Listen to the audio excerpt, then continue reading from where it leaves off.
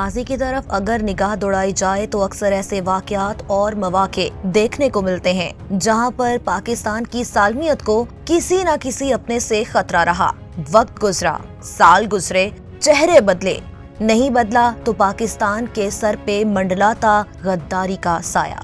बात हो रही थी माजी की तो बानिए मुत्तहिदा अल्ताफ हुसैन के नाम से कौन वाकिफ नहीं। रॉ फंडिंग से पाकिस्तान मुर्दाबाद के नारे लगाने वाला ये शख्स ऐसा नासूर था जिससे पाकिस्तान को जान छुड़वाने में कई साल लगे, कई जानों का ज़िया हुआ। गुलामी कबूल नहीं, आज़ादी के लिए लड़ना होगा, मरना होगा या मारना होगा, पाक फौज को बंद गली में दाखिल करना होगा, ISI का डट कर मुकाबला करना होगा, उसको नाकाम बनाना होगा, फौज हमारी दुश्मन है। दोस्तों, ये अल्फाज 2 दहाइयों तक पाकिस्तानी अवाम, पाकिस्तानी अखबारात और मीडिया पर अल्ताफ हुसैन की जानिब से सुनती रही। वही लहजा, वही स्क्रिप्ट, वही तरीका वारदात, मगर अल्ताफ नहीं, इस बार नवाज। अल्ताफ हुसैन नामी मुसीबत से जान छुड़वाने के बाद बज़ाहिर तो ये लग रहा था कि अब हालात एक बार फिर नॉर्मल हो जाएंगे, लेकिन ये सोच सिर्फ और सिर्फ महज खाम ख्याली साबित हुई, क्योंकि अल्ताफ हुसैन की नाकामी के बाद भारतीय खुफिया एजेंसी रॉ ने नवाज शरीफ का लबो लहजा देखते हुए अपनी पाकिस्तान के खिलाफ इन्वेस्टमेंट नवाज शरीफ पर की। यही वजह है कि अक्सर लोग मियां नवाज शरीफ को गद्दार कहते हैं, बल्कि अगर गद्दारे आजम ना कहा जाए तो गलत ना होगा। 3 दफा पाकिस्तान के वजीर आजम बनने वाले नवाज शरीफ के बारे में ये बात नहायत अजीब है, बल्कि ऐसा कह लें मुज़ाहिका खेज है कि जब वो हुकूमत में होते हैं तो तब उन्हें कुछ भी बुरा नहीं लगता। हालात मुकम्मल सुकून में दिखाई देते हैं, सब अच्छा है की रिपोर्ट रहती है, लेकिन जूं ही मियां साहब इक़्तिदार से हटा दिए जाते हैं या फिर बरतरफ कर दिए जाते हैं तो फौरन से मियां साहब मुल्क की सालमियत को बालाए ताक रखते हुए ऐसे ऐसे बयानात जारी करना शुरू कर देते हैं जिससे अकल दंग रह जाती है। और तो और मियां साहब एक बार इश्तियाल अंगेजी के बयानात देकर बाज नहीं आते, बल्कि मजीद धमकियां भी लगाई जाती हैं कि अभी तो और भी बहुत से राज हैं जो बाकी हैं। आज की इस वीडियो में हम आपको बताएंगे कि ऐसे कौन कौन से मौके थे जब नवाज शरीफ ने ये बात साबित की कि वो वाकई गद्दार हैं। पहले लंदन का अल्ताफ और अब लंदन का नवाज। लंदन में बैठकर ही सारे हुक्म क्यों चलाए जाते हैं? नवाज शरीफ कैसे गद्दार हैं? आज की इस वीडियो में हम आपको सबूतों के साथ बताएंगे। वो सबूत और दलाइल कौन से हैं? जानने के लिए वीडियो को आखिर तक देखें। नाजरीन, नवाज शरीफ और अल्ताफ हुसैन का ना सिर्फ बयानिया एक जैसा है बल्कि पूरा स्क्रिप्ट भी वही है, हत्ता के जुमलों का उतार चढ़ाव भी वैसा है। अल्ताफ हुसैन भी बात का आगाज अवामी मसाइल से करते, लेकिन चंद लम्हों बाद ही अपनी तोपों का रुख पाक फौज और ISI की जानिब कर देते हैं। अब यही काम नवाज शरीफ को सौंप दिया गया है। जहां अल्ताफ हुसैन ने अपना घर बनाया था और पाकिस्तान के खिलाफ जहर उगलते थे, अब वहीं नवाज शरीफ ने भी अपने लिए एक स्टूडियो बना लिया है, क्योंकि अल्ताफ हुसैन और नवाज शरीफ का लिखारी और डोरियां हिलाने वाला एक ही तो है। दोनों का तरीका वारदात भी एक ही जैसा है। जैसे अल्ताफ हुसैन हर दूसरे रोज खताब किया करते थे, बिल्कुल ऐसे ही नवाज शरीफ भी अपने स्टूडियो में बैठकर हर दूसरे रोज पाकिस्तानी फौज, रियासती इदारों और दिफाई एजेंसियों के खिलाफ जहर उगला करेंगे। जैसे एक जानिब अल्ताफ हुसैन की जमात असेंबली और सूबाई असेंबली में बराबर की हिस्सेदार थी, मगर रियासत के खिलाफ जहर उगलते रहते थे। ऐसे ही नवाज शरीफ का आधे से ज्यादा खानदान पार्लियामेंट और सूबाई असेंबली में रुकन है, लेकिन नवाज शरीफ महरूमियों का रोना रोते रहते हैं। अल्ताफ हुसैन ने भी अपनी लंदन की टीम अलग बना रखी थी, ऐसे ही नवाज शरीफ ने अपनी लंदन की टीम अलग बनाने का फैसला किया है। अल्ताफ हुसैन भी भारतीय फौज और भारत के लिए नर्म गोशा रखते थे, ऐसे ही नवाज शरीफ भी भारत के गुण गाते थकते नहीं। क्या ये सब बातें महज इत्तफाक राय हैं या फिर सोची समझी चाल? चलें, ये तमाम तर गुफ्तगू तो थी नए और पुराने अल्ताफ की। अब कुछ बात करते हैं उन वाकयात की जो नवाज शरीफ माजी में खुद करते रहे। नाज़रीन, कुछ बात करते हैं कुछ साबिक आला ओहदेदारान की जानिब से दिए जाने वाले इंटरव्यूज की, जिनमें वो नवाज शरीफ की असलियत की कलई खोल रहे हैं। ये बात ज्यादा पुरानी नहीं, 16 मार्च 2020 की है, जहां पाकिस्तानी दफ्तर खारिजा के साबिक तर्जुमान तस्नीम असलम ने नहायत खुले अल्फाज में बताया था कि वजीर आजम नवाज शरीफ ने पाकिस्तान के दफ्तर खारिजा को भारत के खिलाफ बयानबाजी से मना किया था। नवाज शरीफ ने वजीर आजम की हैसियत से दफ्तर खारिजा को हदायत की थी कि भारतीय जासूस कुलभूषण जाधव का नाम न लिया जाए और ना ही बलूचिस्तान में भारतीय सरगर्मियों का जिक्र किया जाए। नाज़रीन, यहाँ ये बात काबिल जिक्र है कि वो कुलभूषण जिसे माजी में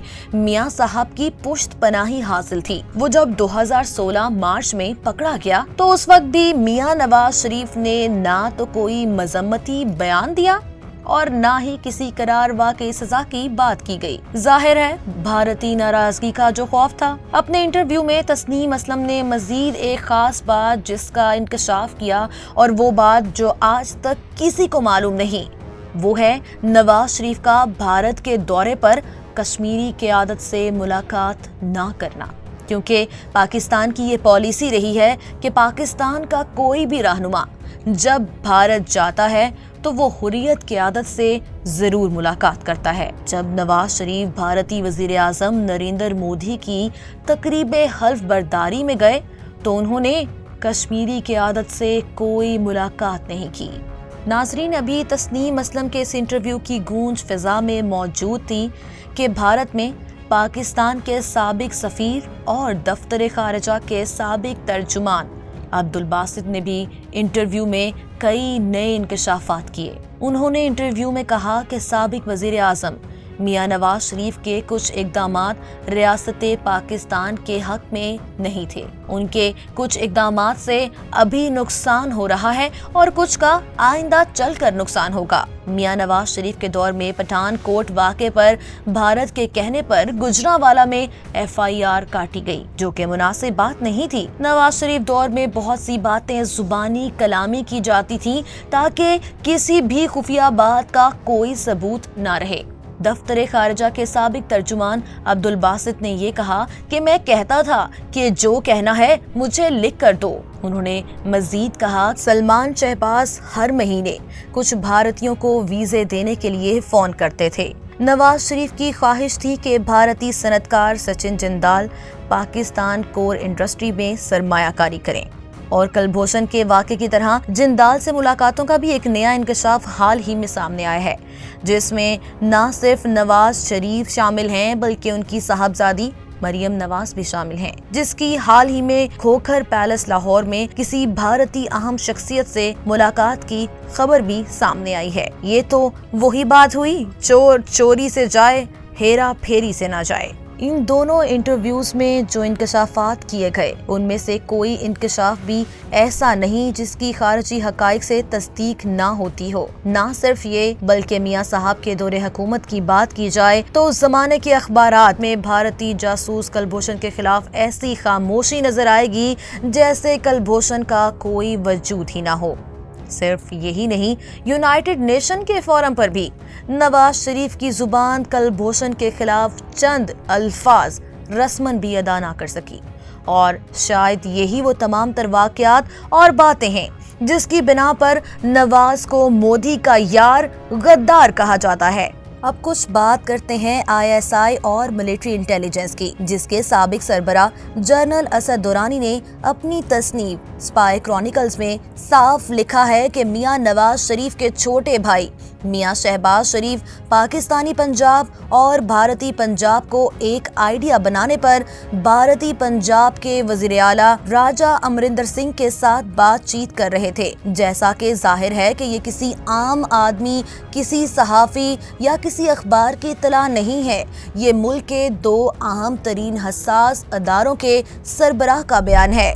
इसलिए ये कहना गलत ना होगा कि जनरल दुरानी ने जो कुछ लिखा है ठोस मालूमात की बुनियाद पर लिखा होगा, बल्कि हसास इदारों की फाइलों में ठोस मवाद भी जरूर मौजूद होगा। मगर अजीब बात यह है कि मियां नवाज शरीफ या शरीफ खानदान के किसी रुकन ने آج تک جنرل دورانی کے اس بیان کی تردید نہیں کی اور یہاں یہ مثل چور کی داڑھی میں تنکا صادق نظر آتی ہے۔ ناظرین، صرف یہی نہیں، جب اٹل بہاری واجپئی بھارت کے وزیر اعظم بنے تو میاں نواز شریف نے واجپئی کو لاہور بلایا۔ اس وقت جماعت اسلامی کا احتجاجی مظاہرہ جاری تھا اور نواز شریف نے پنجاب پولیس کو ایک پاگل کتے کی طرح جماعت اسلامی کے رہنماؤں اور کارکنان پر چھوڑ دیا۔ پنجاب پولیس نے جماعت اسلامی کے کارکنان پر وہ تشدد کیا کہ ماضی کے سارے ریکارڈ ٹوٹ گئے۔ نہ صرف تشدد کیا بلکہ شدید شیلنگ بھی کی۔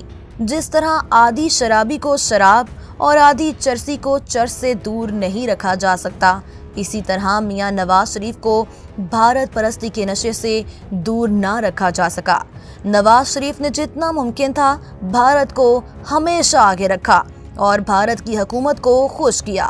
ان کی اس مفاد پرست ذہنیت کی عکاسی گجرات واقعے نے کی، جب گجرات میں 2000 سے زائد مسلمانوں کو قتل کرنے والے مودی کو میاں نواز شریف نے اپنے گھر کی تقریب میں بلا لیا اور مودی بغیر ویزے کے اپنے لاؤ لشکر کے ساتھ پاکستان کسی چودھری کی طرح آیا۔ یہ محض چند واقعات ہیں جن کا ابھی ذکر کیا گیا۔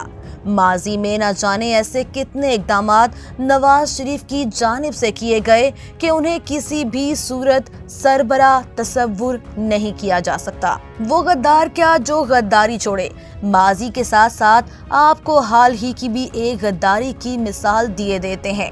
ابھی لندن میں مقیم نواز شریف نے میڈیا کے نمائندوں سے گفتگو کرتے ہوئے کہا کہ جب بل کلنٹن نے افغانستان پر میزائل گرائے تھے تو ایک میزائل بلوچستان میں آ گرا تھا، جسے ہم اٹھا لائے اور ہم نے اس ٹیکنالوجی کو استعمال کرتے ہوئے پاکستان میں میزائل بنائے۔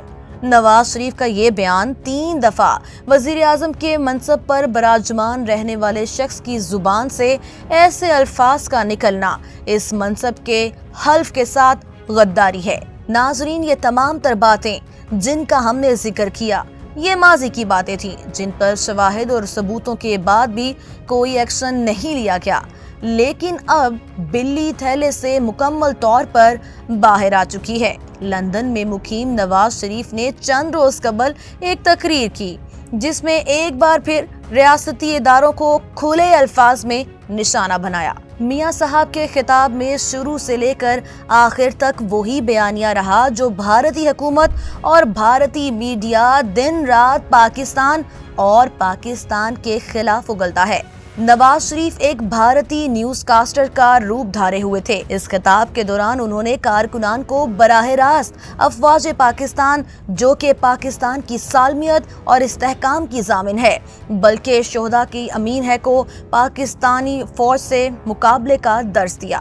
میاں صاحب، آپ ابھی فی الحال اپنی فکر کریں اور غداری کے مقدمے سے نمٹنے کی تیاری کریں جو آپ کے خلاف درج ہو چکا ہے۔ قوم سرحدوں کے محافظوں اور ملک و قوم کے غداروں کو خوب پہچانتی ہے۔ افواج پاکستان پاکستان کی 22 کروڑ عوام کے دلوں کی دھڑکن ہے۔